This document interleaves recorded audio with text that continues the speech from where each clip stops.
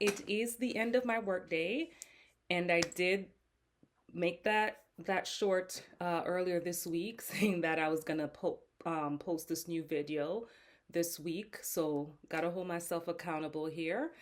So I want to talk about verbal communication today and nonverbal communication.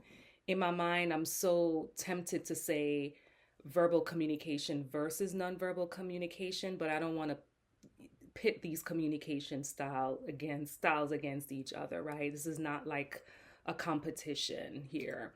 I think that a lot of times a lot of respect gets placed on what someone said, right? So a lot of focus and a lot of attention can be on verbal communication and not so much on nonverbal communication.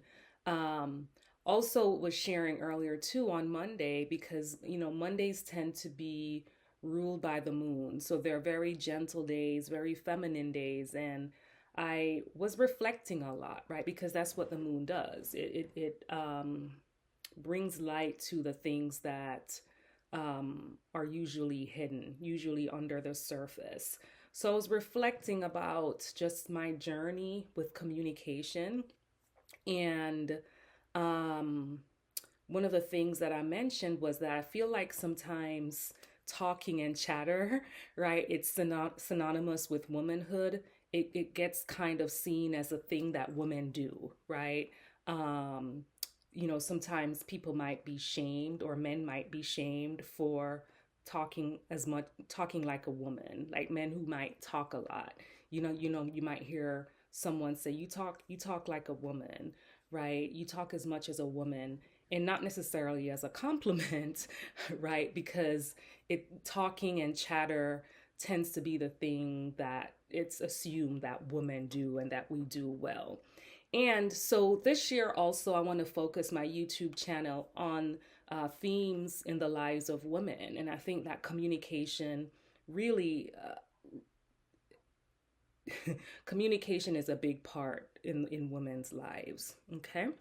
All right. So verbal communication, that is oral communication with words that you or others speak aloud.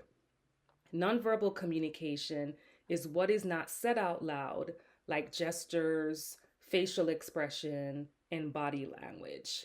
Um, so, in my experience with people, nonverbal, as I said, it doesn't really get the respect. Um, it doesn't. It doesn't. A lot of times we kind of want to focus on what someone said, or how they said it, or the tone they said it in, which I think is very important, right? Verbal communication is huge. It's the everyday language, right, that we're using to be able to understand each other and communicate with each other. Okay.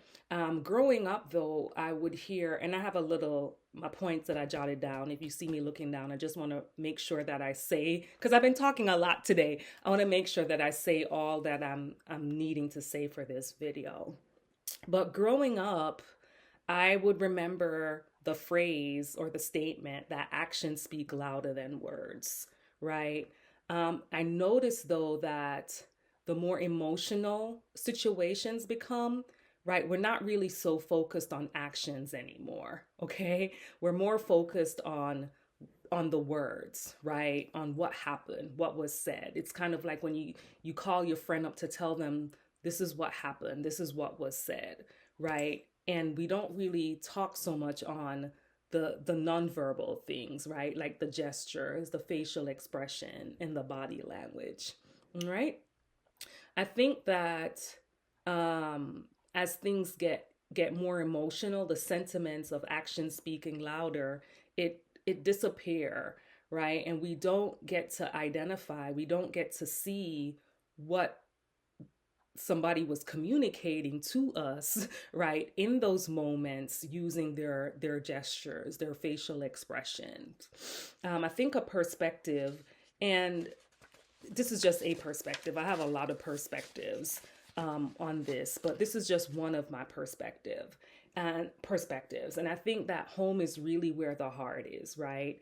And sometimes if we don't get from our parents a lot of affirmation and validation, um, it's like we end up needing words, right? We need it for our own validations or to make us feel secure, right?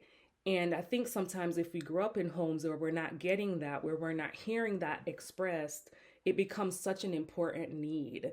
And sometimes it's unconscious, sometimes we're very aware of it, but I would say most times it's unconscious.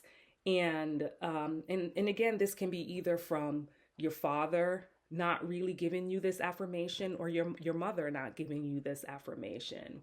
And so when we think about, like, sometimes, and this is just an example, when we think about girls, right, who grew up not really having that masculine energy and not having that masculine affirmation, I should say, when they get into relationships, usually with, and I'm talking about heterosexual relationships, when they get into relationships with a guy, and what can happen is the guy can be saying, he can be saying so much how he loves this girl. Like, I love you so much. I love you so much. But maybe what he's talking about is how much he loves her body, right? How much he loves spending time with her. And for whatever reason, this is communicated as he's saying he loves me. All right. Meanwhile, what's happening with his actions is the opposite, right? He's not really showing through actions that he loves her. Okay. And so sometimes what happens is that these types of situation leads to arguments because on one end, what the girl or the woman is hearing is him saying how much he loves her, right? But on the other end, there's confusion because through his actions, he's probably not responding to her phone calls. Okay. He's probably not, he's probably being dishonest. He's probably making promises and not keeping them, right? Just being very inconsistent with his behavior, right? And when we think about that, okay, does his actions really show that he's loving her, right? But what she can be hung up on is the time when they do get together, right? And him expressing that he's loving her, right? She can hold on to that and want to hold him accountable, and that leads to communication problems because she's like, well, you're saying you love me, right? But meanwhile, as I said, he's really, for him, what he's expressing is maybe how much he loves her body, or how much he loves spending time with her. Okay. um so in this situation, she's not really looking at what he's showing her, right? She's focusing on his verbal communication and not what his nonverbals are saying. Even when we think about closure, closure is a big, big thing for people, right? I get that a lot in my work with clients where people feel that situations are unresolved because they don't have the closure. And sometimes I do feel like closure in the form of talking, in the form of verbal communication is important, especially if it's available and that can take place, then great, right? But sometimes it's not available, right? Sometimes we see this in people with grief, right? When a loved one just died, and it there's a lot of gaps, a lot of things that were not said or were said, and that person feel like they need some closure on those things. Sometimes it happens, right, when you're dating someone or talking to someone and they disappear. And this can not just happen in romantic spaces, but also in friendships. I had a friend who I've known for a very, very long time, and we would talk often. If not verbally communicate, we would text communicate very often. And one day I just stopped hearing from this person. And then they popped up again, and it was weird because we never talked about what happened. So they popped up and then they disappeared. And for a long time, um, I'm sitting wondering what's happening. Like, it would consume my thoughts. Like, what happened? And that person never verbally expressed to me what the issue was, considering the relationship that we had. And I had to create my own closure. Okay. I had to use the time once I came to the realization that I wasn't going to get the verbal closure from this person. So I had to use the time and reflect on how I was showing up around the time when the person ghosted. Um, to reflect on how I showed up around that time and take some accountability for myself. And that was my closure. Because I think a lot of times with closure, when we want that communication so much, a part of that is relinquishing control, right? Control that we can't control what other people do. You can only control yourself, right? Your responses, your actions, your thoughts, your behaviors. And um and really just my closure had to be on what her nonverbals communicated to me. Okay, that essentially she didn't want to be friends anymore, and I had to make peace with that. Okay. All right. So I think that it's a matter of learning to read and observe what actions are saying and really putting some respect on that. And especially as women, again, because we're so into the feels of things, right? We're so into wanting to meet up and to talk and to, to, to I mean, even sometimes we see it in spaces where it comes off as nagging, right? When you're consistently asking a person to do the same thing over and over again, and they might do it for a little while, but they're not really doing it because they want to do it. They're doing it because you're asking or you're consistently asking them. And, you know, even in those spaces where we recognize that, okay, I can't control what this person is doing or is not going to do. And when you see that you've asked somebody over and over and they're not meeting that request, right? How do you read that nonverbal? How do you recognize that that person does not want to do it? And how do you make peace with that situation for yourself?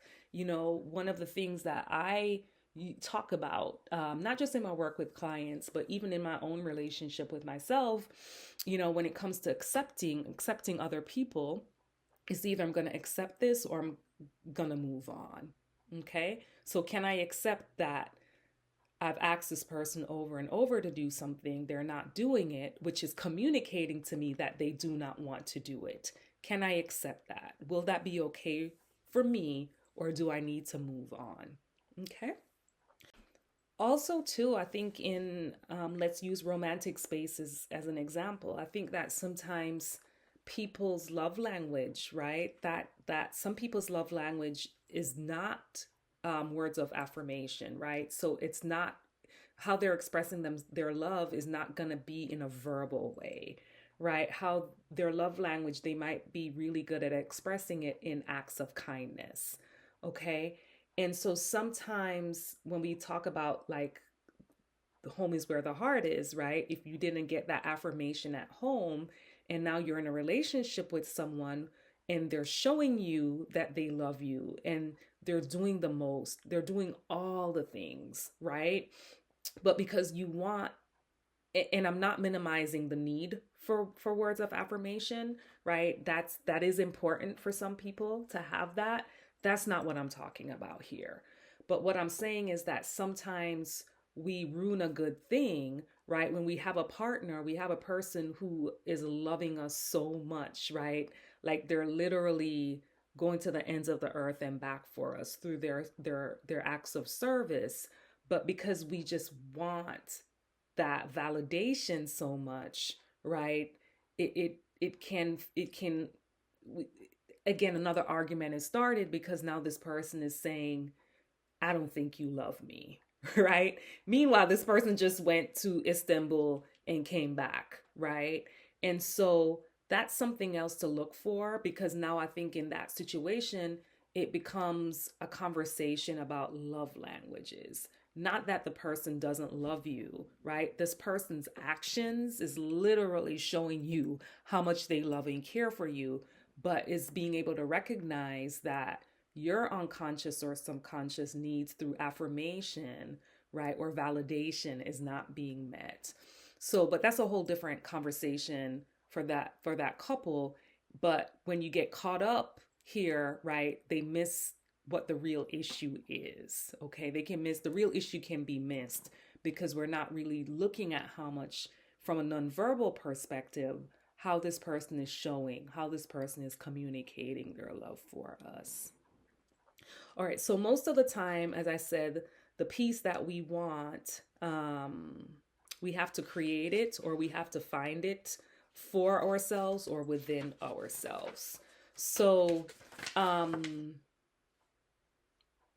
point of this video really is to start looking, right? Start becoming more of an observer.